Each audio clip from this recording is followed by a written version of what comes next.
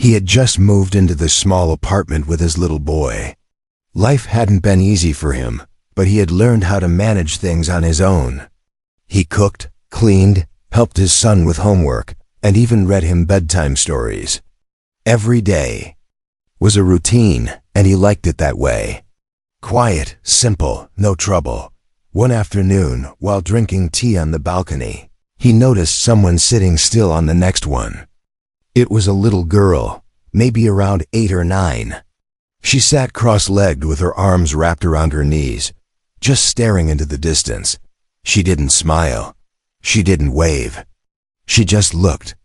Empty. At first, he didn't think much of it. Kids were quiet sometimes. Maybe she was just shy. But he kept seeing her. Every day, same spot, same blank face. She never had toys. She never had anyone with her. No one came out to check on her, and she never smiled. Not even once. His son waved to her once, just being friendly. She didn't wave back. She just looked down quickly and went inside. His boy asked him, "Why is she always alone, Dad?" He didn't have an answer, but the question stayed in his heart. One evening, the girl was on her balcony again. The wind was a little strong, and the sky looked like it was about to rain. The man noticed her holding something in her hand, a small paper. She looked around quickly, then let the paper drop. It floated down slowly and landed near the sidewalk in front of their building. Something about the way she did, it felt strange. It didn't look like a mistake. It looked like she wanted someone to see it. After a moment of thinking, he went down to the sidewalk. His son followed, asking what he was doing. The man didn't say much. He just picked up the paper and opened it. His heart dropped. On the paper were just 5 words, written in shaky handwriting. "Please help. Don't tell." He looked up toward the balcony, but the girl was already gone. He stood there for a long time, paper in hand. His son asked again what was written, but the man just folded the paper and said, "Nothing important, buddy. Let's go back." But it was important. It was the most important thing he had seen in a long time. That night, he couldn't sleep. He kept thinking about her empty eyes, about how she never smiled, and now that note. His chest felt heavy. Something was wrong, deeply wrong. He had seen signs before. He had grown up around people who didn't always treat others right. He had heard stories. He knew how quiet pain could be, especially in children. They don't always scream or cry.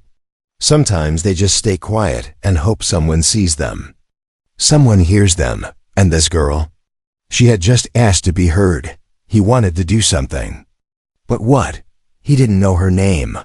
He didn't know anything about her family. What if he said something and made it worse for her? What if no one believed him? He thought about calling someone, maybe child services. But what if they asked? Questions he couldn't answer. All he had was a piece of paper. Still, he couldn't let it go. He kept that paper in his wallet, folded neatly. The next day, when he saw the girl again, he tried something simple. He smiled and waved. She didn't wave back, but she looked at him. For a moment, just a moment, her eyes softened. The following day, he tried again. "Hey there," he said. Gently, not too loud, just enough for her to hear. She blinked, then looked away. But she didn't run. He knew it would take time. Trust wasn't built in a day, especially not with someone who seemed so afraid. So he kept trying. A small smile here, a gentle greeting there. Sometimes he'd sit on the steps with his son and talk about silly things, hoping she'd hear and feel some comfort in the sound of kindness. She started watching them more. Not in a creepy way, just watching like she wanted to be part of it, but didn't know how. One day, she stayed on the balcony a little longer. When his son waved again, she gave the tiniest nod. It wasn't much, but it was something. That night, he looked at the paper again. "Please help, don't tell." She had reached out the only way she could. And now, he had to be sure he was the right person to answer her call. He wasn't sure what he'd do yet. But he knew one thing clearly. he would not ignore that signal. Not this time. The next morning, he stepped outside with his son and looked up at the balcony next door. The little girl was there again, sitting in her usual place, legs pulled close to her chest. This time, she wasn't looking away when she saw him. She watched him quietly, as if waiting to see what he would do. He gave her a gentle smile and raised a hand. Not a full wave, just a quiet sign that said, "I see you." She didn't smile back, but she didn't look away either. That small connection gave him a reason to try harder. He told his son, "Why don't you draw something nice? Maybe we can give it to her." His son liked that idea. He sat down with his crayons and drew a picture of a sun and two kids holding balloons. At the bottom he wrote, "Hope you have a nice day."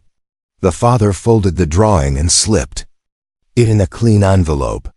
He walked up the stairs and gently placed it near the girl's door. Then he left, not knocking, not saying anything. He didn't want to scare her. Later that evening, when he stepped out again, he noticed she wasn't on the balcony. But when he looked closer, he saw a small paper on his own doormat. He picked it up. It was a drawing of a cat. Simple, with a heart next to it. No words. But it spoke loudly to him. She was responding. The next few days they continued like this, small notes, tiny drawings. No names, no questions. Just kindness passed quietly between two doors. One evening, when his son had fallen asleep early, he sat out on the stairs, thinking. The apartment lights were dim, and the building was quiet. After a while, he heard a soft voice. "Thank you for the picture." He looked up and saw her standing by her door, half hidden. "You're welcome," he said gently. "It was from my son. He wanted to make you smile." She nodded slowly, her eyes nervous but not running away. "Are you okay?" he asked, softly, carefully. She didn't answer. He didn't push. "If you ever need anything," he said, "I'm right here." Then she turned and went back inside. He sat there for a long time after that, heart heavy. He had seen something in her eyes, fear, confusion, and something else. Trust, maybe just a little. The next day, when his son went to school, he made a quiet phone call. He had done some research the night before and found a helpline that allowed people to report suspected child neglect or abuse, even if they didn't have full proof. He told them everything: the girl, the note, the bruises he thought he saw once on her wrist, the way she was always alone. He gave them the address. He didn't give his name. That evening, he stayed alert. Nothing happened. The next day was the same. No sign of anyone coming to check. It made him feel helpless. He started watching more closely, listening. He learned that the girl lived with her stepfather. No mother in sight. Neighbors didn't seem to talk about her. Most just minded their own business. One night, through the thin apartment walls, he heard shouting. A man's voice, loud, angry, then silence, then a thump, then crying. It made his blood run cold. He stood frozen. Part of him wanted to run over and knock on the door. Another part told him to wait, not to make things worse. Instead, he wrote something and slipped it under her door. The next morning, it said, "If you're ever scared, knock on my door, anytime." That evening, he left his own door slightly open. Not enough for someone to notice, just enough for her to know. He sat awake that night on the couch, waiting, listening. Hours passed. Nothing happened. But sometime after midnight, he thought he heard a small sound, like someone walking barefoot in the hallway. He stood up slowly and looked. Nothing. But when he checked the hallway floor, near his door, he found another note. This one was written in tiny, crooked letters. "He drinks. He yells. I don't like him. I miss my mom." He sat down holding the paper, tears filling his eyes. He didn't know her name, but now he knew her pain. He promised himself something that night. No matter what, he was not going to let this go. She had reached out, even if it was just a whisper. And now he had to be the one who listened. Because sometimes All it takes is one person to change the story, and he was ready to be that person. The single father couldn't sleep that night. He kept the little girl's note close, reading it over and over. Her words were simple, but they hurt deeply. He drinks. He yells. I don't like him. I miss my mom. She was just a child, carrying feelings too big for her small heart. He sat on the couch for a long time, thinking. The apartment was silent, his son asleep in the next room, unaware. But next door, who knew what that little girl was going through behind those closed walls? He remembered what it felt like to be scared. He remembered how people turned away when they saw something wrong, how hard it was to speak up, and how much harder it was when no one listened. He didn't want to be one of those people. The next morning, he packed lunch for his son, tied his shoelaces, and kissed his forehead before school like always. But inside, he felt different, more awake, more determined. Once his son was gone, he sat down and wrote another note for the girl. You are not alone. You did nothing wrong. I believe you. I'm here. He slipped it under her door and went back inside. He didn't expect a reply. He didn't even need one. He just wanted her to feel seen. That evening, as the sky turned pink in the street, lights blinked on, he sat outside with a book. But he wasn't reading. He was watching, listening. The balcony door next to his creaked open. She stepped out, holding a small piece of paper. She looked at him and slowly let it drop. It floated down, just like the first one had. He stood and went to get it. This one read, I wish you were my dad. He blinked hard. His heart twisted. He had only known this child for a few days, but in her small, quiet world, he had become someone important, someone safe. That night, the shouting began again, loud, angry. It shook the walls. It was worse than before. He couldn't sit still. This time, he grabbed his phone and stood at her door. He knocked firmly, not loud enough to scare her, but strong enough to say, I'm here. The door didn't open, but the shouting stopped. A few moments passed.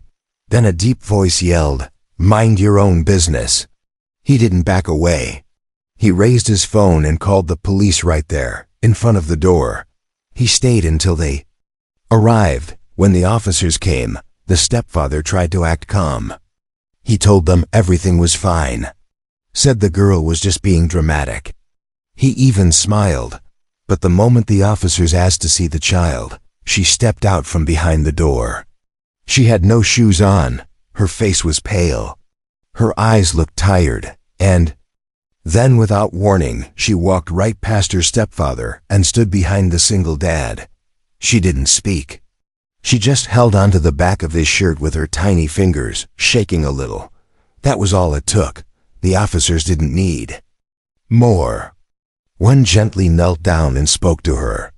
Another asked the man to step outside. Things happened quickly after that. The girl was taken in for safety. Her stepfather was questioned. The neighbors began peeking out of their doors, whispering, pretending. They hadn't noticed anything, but the single dad didn't care what anyone thought. He stayed until she was placed safely in the care of a social worker. When they asked if she had any trusted adults nearby, she pointed at him. He's my friend, she whispered. He listens. He gave his contact number to the workers. He told them he'd help however he could. When they drove her away that night, she turned back and gave the smallest wave from the car window. It was the first time he saw her smile. Just a little. Back in his apartment, he finally let himself cry. Not from sadness, but from relief. He had done something. Maybe not enough to fix everything, but enough to help her breathe again. His son asked, Dad, what happened? He pulled his boy close and said, we helped someone feel safe. The next morning felt brighter. The balcony was empty, but it didn't feel lonely anymore. It felt peaceful. He still didn't know what would happen next. Maybe she'd go into a foster home. Maybe things would take time. But one thing was clear, she wasn't alone anymore, and she knew that now.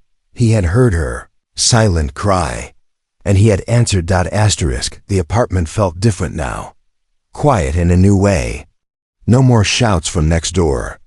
No more sound of a little girl's small feet walking softly on the balcony above. Her door stayed closed. The lights inside stayed off. The single father missed her presence. He didn't even know her name yet, but she had become a part of their daily life in such a short time. His son kept asking where she went. Did she go to her grandma's? Is she coming back? He didn't know what to say, so he gave gentle answers like, she's in a better place now, or she's with people who are helping her. But inside, he wondered about her every day. A week passed. Then one afternoon, there was a knock on the door. He opened it slowly, not expecting anyone. It was the social worker. She smiled kindly and said, she asked if she could see you. His heart skipped a beat. He stepped outside, and there she was standing shyly behind the worker, holding a small teddy bear. She looked clean, her hair brushed, her clothes fresh. But more than anything, her eyes looked calmer. He knelt down and said softly, "Hey there." She didn't speak. She just stepped forward and hugged him, not tightly. Just enough to say, "I'm okay now." He hugged her back, careful and warm. The social worker gave them some space and explained that the girl had been placed in temporary foster care. She was safe, but she had been asking about him constantly. She said he was the only person who ever listened. The only one who didn't look away. She had spoken about the pictures, the paper notes, the night he stood outside her door. She remembered it all. The worker said, "Would you be willing to stay in touch? You're the one she trusts." He nodded right away. Anything she needs. After that visit, things changed again, but in a good way. Every weekend, he would take his son to the small community center where the girl now attended a weekly art class. Sometimes she would wait near the door, looking around until she spotted him. Her smile, still soft, always bloomed the moment she saw him. She started talking more, slowly, first with short answers, then with quiet laughter, then with full stories about her mom, who had passed away 2 years ago. Stories about how she used to love drawing cats. Stories about how scared she was living with her stepfather, but didn't know how to ask for help. One afternoon, while the kids played, the father sat beside her social worker on a bench. "She's made more progress in 3 weeks than we expected," the woman said. "And a big part of that is you." He looked down, unsure how to respond. "I didn't really do anything," he said, but the worker shook her head. "You did what most people don't. You saw her. And you stayed." After that, their bond grew stronger. His son liked having her around. He would say things like, "She can be my sister if she wants." Sometimes the three of them would go for walks or get ice cream, or draw silly pictures on the sidewalk with chalk. She laughed more now, ran instead of tiptoeing, spoke without looking at the ground. The weight on her shoulders seemed lighter. One evening, while she sat at the table drawing with his son, she asked quietly, "Can I come here every weekend?" "Of course," he replied. She nodded, then said something that made his eyes sting. "You feel like home." He didn't say anything at first. He just reached over and gently patted her hand. That night, after they dropped her back at the center, his son looked up at him and asked, "Dad, can she live with us?" He didn't answer right away. The idea had been in his heart too, but he knew it wasn't simple. There were rules, papers, processes. Still, he decided to ask. He contacted the social worker again. He explained that he didn't want to rush anything, but if it was possible, if she wanted it too, he was willing to go through the steps. The process wasn't fast. There were interviews, home visits, background checks. But through it all, the little girl stayed close to him. Every week, she kept asking the same question, "Can I stay with you forever?" And he would always say, "If I have anything to say about it, Yes. As the months passed, the bond only grew stronger. She wasn't just the girl from the next apartment anymore.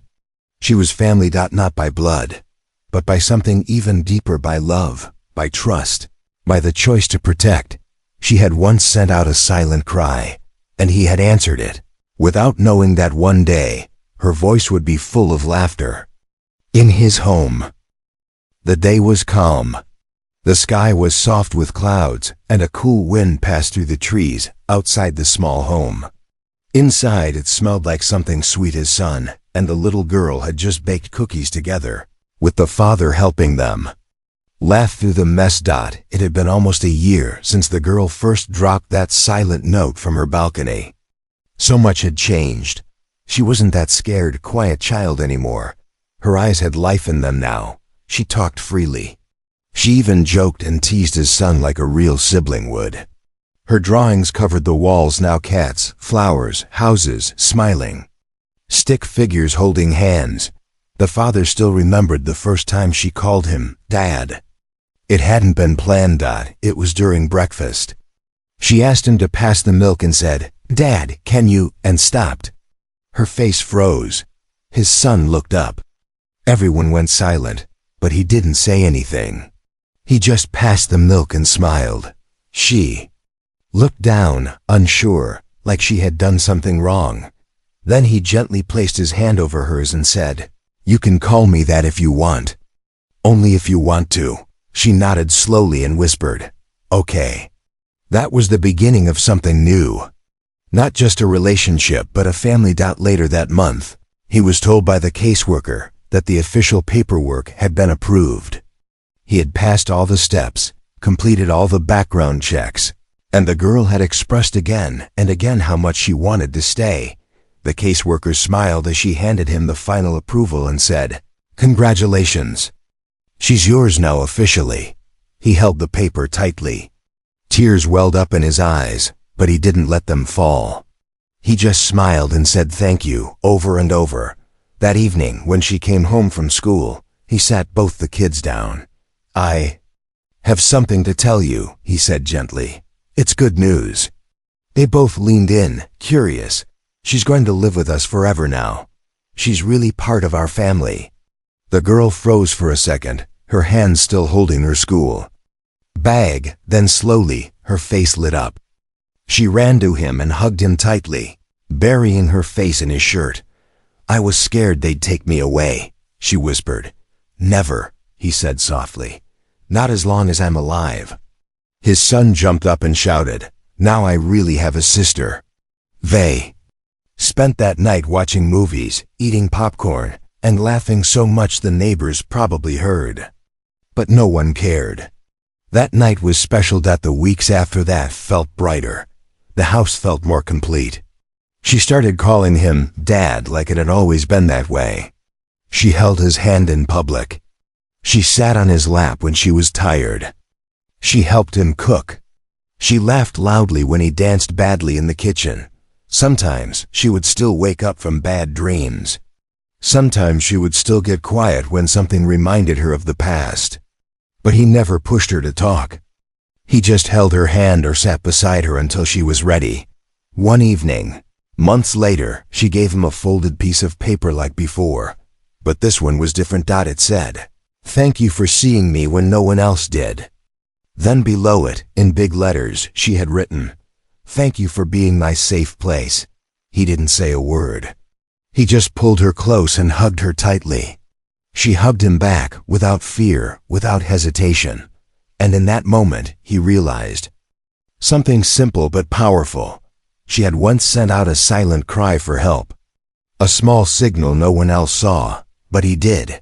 And that small act, picking up a note, offering a kind word, staying when it was easier to walk away, had changed everything. Didn't set out to be a hero. He was just a man trying to raise his son, trying to live quietly. But when a child needed him, he showed up. And in doing so, he didn't just save her. He found something too, a daughter he never knew he was missing. From that day forward, their little home echoed with laughter, warmth, and healing. The past didn't disappear, But it didn't define her anymore. Now she had a father. Now she had a family. And most of all, now she had peace.